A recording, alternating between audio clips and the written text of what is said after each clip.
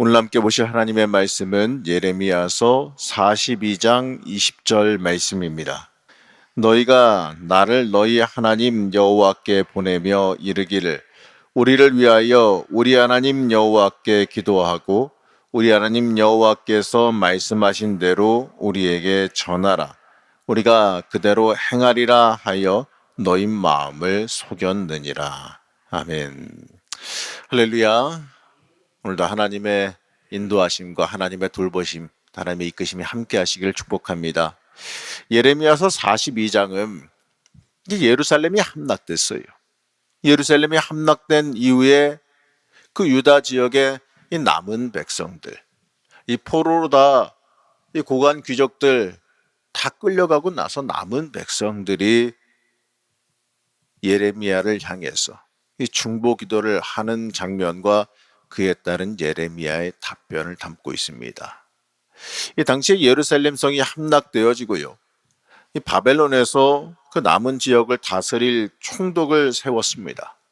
이 그다랴라고 하는 그 총독을 세웠는데 그 왕족 중에 한 명인 이스마엘이라는 사람이 그를 암살했습니다. 그리고 이 남은 백성들을 인질 삼아서 그들을 끌고 암몬으로 도망하려고 그랬습니다.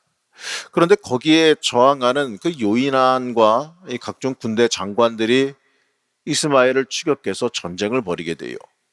이스마엘에게 포로가 되었던 모든 백성들이 요인안을 선택하게 되니까 이스마엘은 그 암몬 족속에게로 도망하고 맙니다.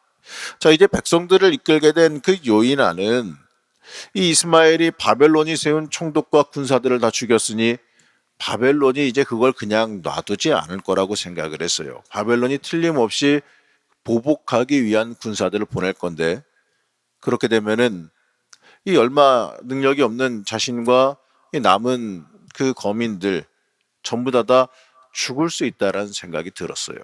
그래서 그것이 두려워서 이 바벨론을 대항할 수 있는 세력이 뭐냐? 이집트라고 생각을 했어요. 그래서 이집트로 도망하기로 결정합니다. 이 현실적인 대안이라고 생각해서인지 이집트로 가려고 그런 거예요. 자, 그러한 상황 속에서 자신들이 이제 어떻게 해야 될지 이걸 갖다가 예레미야에게 다가와서 예레미야에게 와서 이걸 하나님께 중보해서 우리의 갈 길을 알려달라라고 묻고 있는 겁니다. 자, 이게 오늘 읽은 이 말씀의 배경적인 상황이에요. 먼저 1절에서 6절은 그 요인안을 비롯한 유다 백성들이 애굽으로 이주하기 전에 그 예레미야에게 하나님의 뜻을 묻는 중보 기도의 요청을 하게 돼요. 자, 오늘 3절 말씀과 6절 말씀인데 우리 함께 보시겠습니다. 먼저 3절 말씀입니다. 당신의 하나님 여호와께서 우리가 마땅히 갈 길과 할 일을 보이시기를 원하나이다. 자, 그리고 6절 말씀 보겠습니다. 우리가 당신을 우리 하나님 여호와께 보냄은 그의 목소리가 우리에게 좋든지 좋지 않던지를 막론하고 순종하려 함이라. 우리가 우리 하나님 여호와의 목소리를 순종하면 우리에게 복이 있으리다 하니라. 자, 이 두 절 읽은 이 두 절 말씀만 보게 되면 문제가 없어요. 이들이 다시 하나님 앞으로 돌아와서 그래, 이 신앙을 되찾았구나. 하나님 앞에 돌아와서 신앙적인 삶으로 온전히 돌아온 것처럼 보입니다. 이 사실 인생의 갈림길 앞에서요, 이 하나님 앞에 나와서 하나님께 인생의 길을 묻는다라는 거, 이거 굉장히 중요한 일입니다. 내 인생의 주인이 하나님 되심을 온전히 고백하는 일이고 하나님께 내어 맡기는 일이기 때문에 그래요. 그게 믿음입니다. 그러나 안타깝게도요, 이들은 말은 이렇게 정말 정답을 잘 말했지만 이들의 마음과 모든 상황은 이미 애굽으로 떠나기를 결정한 상태였어요. 이들이 예레미야에게 하나님께 물어보기를 요청할 때, 중보를 요청할 때 이미 이들은요, 미스바를 떠나서 베들레헴 근처에 있는 이 게롯 기맘이라고 하는 곳에 머물고 있었어요. 바로 어떻게 보게 되면 국경에 가까운 데에 머물고 있다는 거예요. 이미 짐 다 싸들고 이주할 준비 다 해가지고 나와서 예레미야를 불러서 기도 요청을 하고 있다라는 겁니다. 자, 그렇기 때문에 이미 이들이 요청한 기도의 요청은 순수하게 하나님의 길을 보여주십시오, 그 앞에 순종하겠습니다라고 요청한 게 아니에요. 이들이 만약에 짐을 다 싸들고 나왔을 때 이렇게 말했으면 조금 달랐겠지요. 우리가 비록 짐 싸들고 나왔지만 하나님이 명령하시면 다시 돌아가겠습니다. 이렇게 얘기했으면 좋겠는데 이들은 그게 아니었잖아요. 마치 그들이 있던 그 삶의 자리에서 하나님께 물어보고 그 다음에 움직이겠다 한 것처럼 보이잖아요. 그러나 그런 게 아니었어요. 하나님의 길을 보여달라 요청할 때는요, 그 길로 우리가 순종하며 따르겠다는 결단이 함께 따라와야 하는 겁니다. 하지만 이들은 이미 이집트로 떠나기로 다 결정한 뒤에 이 오히려 하나님께서 이들이 결정한, 내가 결정한 그 결정에 동의해 주시기를, 그래서 우리가 결정한 것이 잘한 거라고 인정해 주시기를 바라는 의미로 읽어야 됩니다. 사실 우리도 기도할 때 이들과 같을 때가 참 많이 있습니다. 우리 스스로 응답의 내용, 내가 가야 할 길 다 정해놓고 난 뒤에 하나님께서 그것을 맞는 길이라고 인정해 주기를, 그게 옳은 길이라고 밀어주기를 원하시는 경우가 종종 있어요.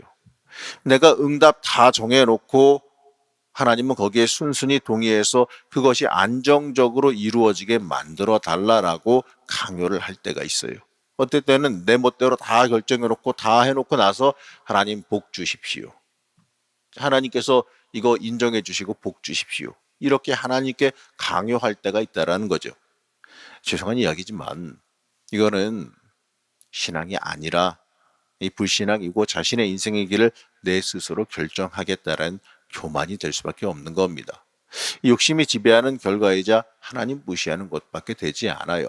우리가 하나님 앞에 뭔가를 결정하기 전에 먼저 와서 엎드려야 되고, 그리고 그 엎드리면서 하나님께 길을 물어야 돼요.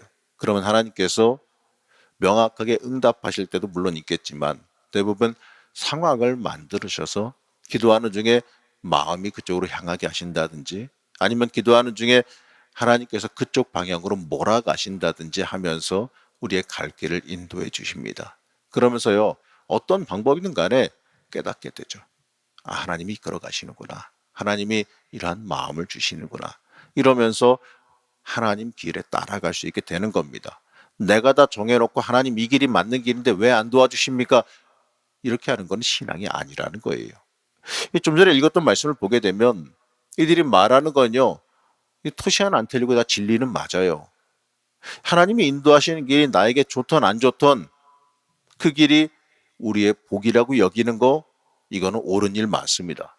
그렇기 때문에 우리가 그 길을 순종하려 합니다. 이거 정답이죠.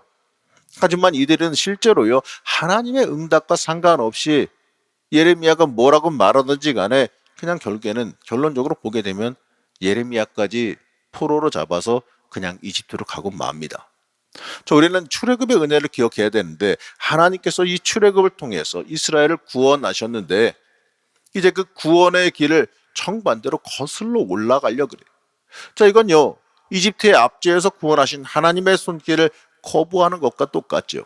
우리가 이 하나님께 온전히 맡기지 못하고 내가 다 인생의 방향을 결정하려고 든다면 그건요, 하나님의 주권에 대한 도전이기도 하고 복의 길을 내 스스로 벗어나는 게 되어진다라는 겁니다.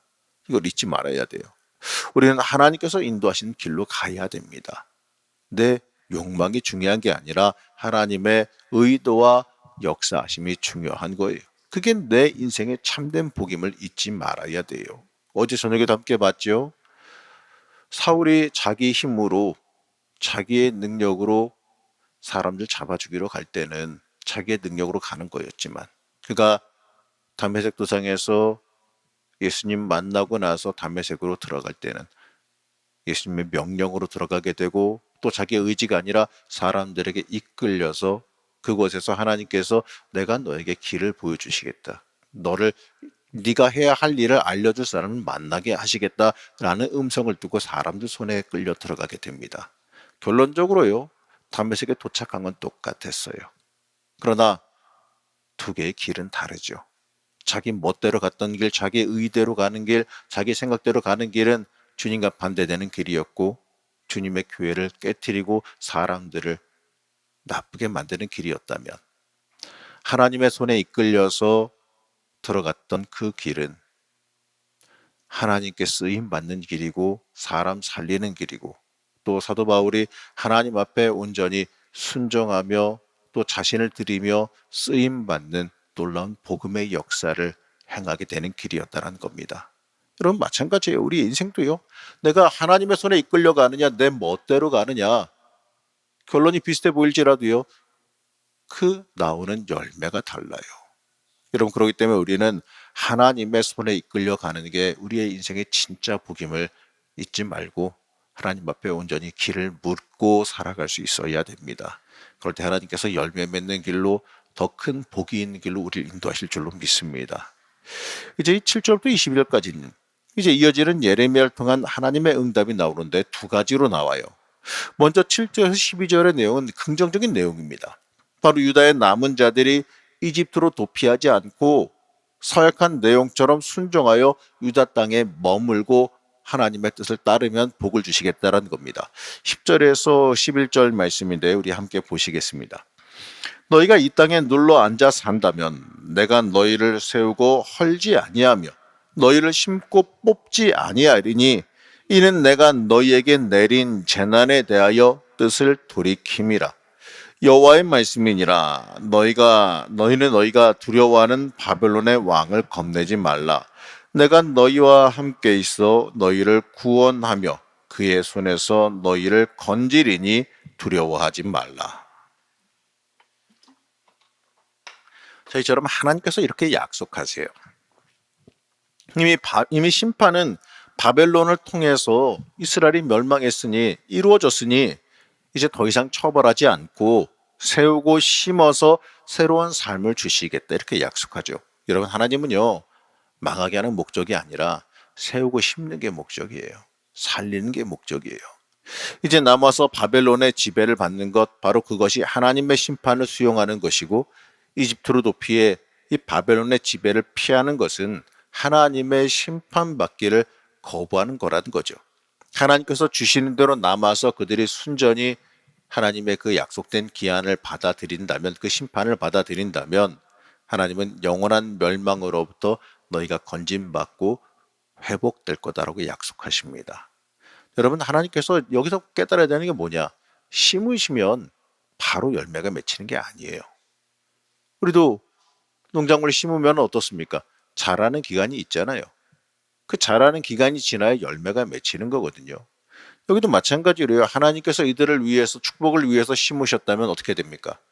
그게 열매 맺고 자라는 그 기간이 있는데 그 기간을 견디고 버텨야 한다는 거죠. 바로 유다에 내린 심판을 하나님께서 돌이키시겠다 약속했으면 그때까지 순종하고 믿고 기다릴 줄 알아야 되는 겁니다. 이렇게 약속하시면 자신들이 스스로 약조한 대로 자신들이 원하지 않는 결과일지라도 어떻게 해야 됩니까? 받아들이고 순종하면 되는 겁니다. 그렇게 한다면 어떻게 문제가 있을까요? 아무 문제가 없죠. 여호와의 말씀이니라, 이렇게까지 말하고 있는데, 자, 이건요, 하나님께서 직접 말씀하셨다라는 걸 강조하기 위한 장치예요. 자, 그렇다면 하나님께서 직접 약속하셨는데 그거 그냥 따르면 그만 아닐까요? 우리도 때때로 하나님의 응답이 무엇인지를 알면서도요, 이 묘하게 그걸 거부할 때가 있어요. 바로 내 욕심, 내 욕망이 충족되지 않았기 때문에, 내 뜻대로 되지 않으니까 그러는 거죠. 그러나 여러분, 우리는 잊지 말아야 돼요. 내가 내 욕망 채우기 위해서 존재하는 인생이 아니라는 거 깨달아야 돼요. 나는 하나님을 위해서 존재하는 겁니다. 나를 위한 인생이 되어지면요, 유다의 남은 자들이 실패한 것처럼 우리는 불순종의 길을 걸어가게 돼요. 우리가 이 하나님 중심이 되어질 때 하나님께 참되게 순종하며 이 복된 길로 걸어 들어갈 수 있어야 됩니다. 자, 이제 두 번째 예언은요, 13절에서 22절 내용인데, 이 내용은 부정적인 내용을 담고 있어요. 자, 유다 백성이 하나님의 말씀에 순종하지 아니하고 애굽으로 이주하게 되면 바로 어떻게 하시겠다는 내용이죠. 만약에 그렇게 하게 되면 하나님께서 내리시는 칼과 기근과 연병과 재앙을 받아서 저주와 치욕거리가 될 것이다, 이렇게 말씀하십니다. 자, 이 내용은 이 예레미야가 이미 예루살렘이 멸망하기 전부터 백성들을 향해서 계속해서 외치던 내용이기도 했어요. 이 예레미야 예언의 결론은 유다의 남은 자들이 이집트로 도피하지 않는 겁니다. 이집트로 도피하는 건 하나님 말씀에 불순종하는 거기 때문에 그래요. 여러분, 복의 자리는 떠나는 거 아니에요. 이 복의 자리는 있는 겁니다. 하지만 이들은 이미 떠나기로 결정하고 동의를 구하는 것에 불과했어요. 그래서 20절에서 경고하고 있는데 여기는 20절 제대로 있네요. 함께 보시겠습니다. 너희가 나를 너희 하나님 여호와께 보내며 이르기를 우리를 위하여 우리 하나님 여호와께 기도하고 우리 하나님 여호와께서 말씀하신 대로 우리에게 전하라. 우리가 그대로 행하리라 하여 너희 마음을 속였느니라. 여호와께서 말씀하신 대로 우리에게 전하라. 우리가 그대로 행하라 하여 너희 마음을 속였느니라. 이렇게 말합니다. 실제로 이 요인안과 유다 백성들은 예레미야의 이러한 경고를 듣고도 이집트로 떠났어요. 이들이 짐 다 싸들고 나왔지만 예레미야의 이 경고를 듣고 그들이 돌이켜서 회개하고 다시 돌아갔다면 이들은 계속해서 그 복의 자리에 머물렀을 거예요. 하나님께서 약속하신 그 심으신 것들이 자라서 열매 맺을 때 그걸 누리게 됐을 겁니다. 그러나 이들은 그걸 기다리지 아니하고 하나님 말씀 무시하고 자기가 정한 대로 자기의 욕심대로 떠납니다. 여기서 우리는요, 하나님 앞에 내 뜻이 옳다고 여기는 어리석음을 보게 돼요. 하나님 앞에서 내가 옳다고 내세우는 그 미련함은요, 패망으로 갈 수밖에 없어요. 실제로 역사적으로 볼 때도요, 이들은 바벨론이 이집트를 침공할 때 함께 패망당하게 되는 걸 보게 됩니다. 한마디로 이 바벨론의 보복을 받게 되는 거죠. 이 하나님의 인도하심 따르지 않는 사람들의 결망은 이렇게 패망으로 이어지게 돼 있습니다. 우리는 하나님 앞에 나와서 기도할 때요, 이 내 뜻과 내 생각을 앞세우고 하나님 도장 찍어 주시지요. 이렇게 결제 받으려고 올 것이 아니라 하나님 어떻게 해야 됩니까? 물론 내 생각과 계획을 세우지 말란 얘기가 아니에요. 내 생각과 내 계획, 세상적인 미련하진 않게 살아야 되니까 계획을 갖출 수는 있죠. 그러나 우리의 마음에는 이러한 마음이 있어야 되는데 하나님이 말씀하시면 갈아엎을 준비를 해야 되는 겁니다. 하나님께서 아니다 하시면 미련 없이 던져버리고 다시 처음부터 하나님 그러면 어디로 갈까요? 하나님 그러면 어떻게 할까요? 이렇게 물을 수 있는 믿음이 있어야 돼요. 사람마다 자기 생각과 자기 뜻이 없을 수는 없죠. 그러나 중요한 건 뭡니까? 응답은 누구 마음대로? 하나님 마음대로. 이 믿음이 있으면 되는 겁니다. 하나님께서 정하시면 네, 내가 생각한 건 이게 아니지만 하나님께서 이렇다고 하시면 맞습니다. 이러고 미련 떨지 않고 털고 일어설 수 있는 게 그게 믿음이고 그게 복된 길을 걸어가는 사람의 모습입니다. 여러분 기억하십시오. 다윗이 그 불륜을 저질러서 낳은 아이가 죽게 되었을 때, 그 징계로 하나님께서 죽게 되었을 때 다윗이 식음을 전폐하고 하나님 앞에 밤새 매달렸어요. 그러나 그 아이는 하나님께서 정하신 징계대로 죽었습니다.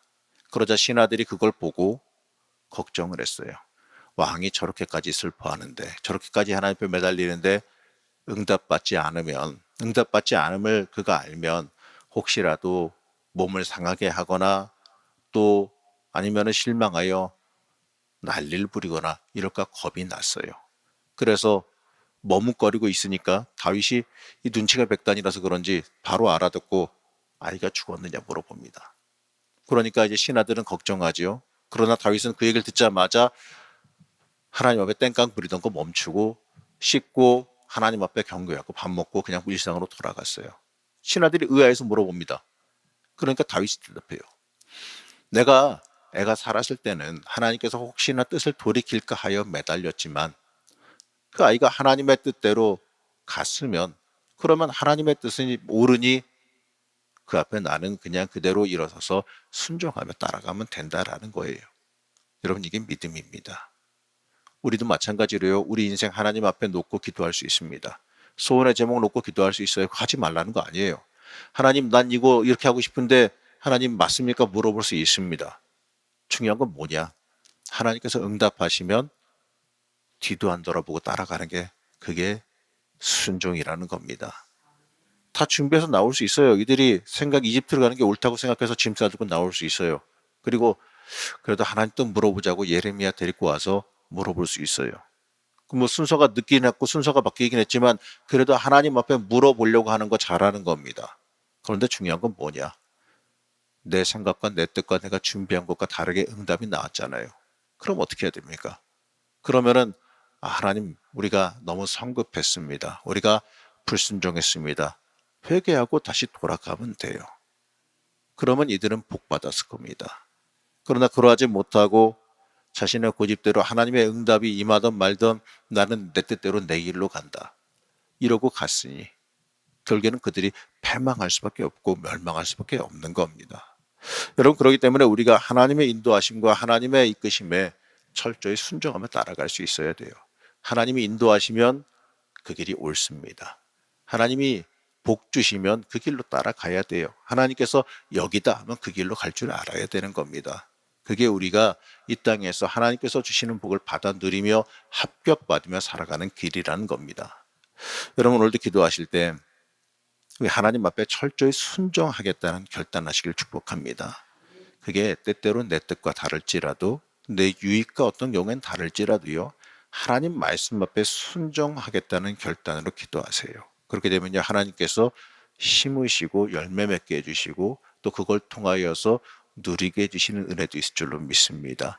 그 길이 우리의 인생 가운데 참된 복이 됨을 잊지 마시고 오늘도 하나님 앞에 두 손 두 발 다 들고 하나님 책임져 주십시오. 하나님 나에게 길을 보여주시고 내 인생을 이끌어 주십시오. 이렇게 기도하시기 바랍니다. 그럴 때 놀라운 하나님의 역사, 내 인생을 이끌어 가시고 책임지시는 은혜의 역사를 체험할 줄로 믿습니다. 오늘도 그 역사가 여러분 삶에 충만하기를 먼저 축복합니다. 함께 기도하겠습니다. 사랑하신 하나님, 우리가 이 땅 살아가면서 하나님 앞에 길을 묻는 사람이 되기를 원합니다. 다윗이 사울과 달랐던 점이 하나님께 인생의 길을 물었다라는 점인 걸 우리가 압니다. 하나님 우리의 인생도 하나님께 길을 물으며 살아가길 원합니다.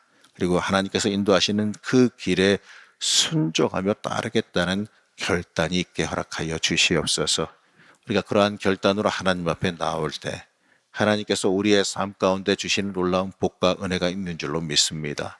우리의 인생에 이끄시며 돌보시며 채우시며 복 주시는 복이 임하게 하여 주옵시고 그로 인해서 하나님께서 주시는 놀라운 은혜와 복을 받아 누리게 허락하여 주시옵소서. 오늘도 기도하는 중에 우리를 만나 주옵시고 우리의 길을 여시고 책임지시는 은혜와 복을 경험할 줄로 믿사오며 거룩하고 존귀하신 예수님의 이름으로 기도하였습니다. 아멘.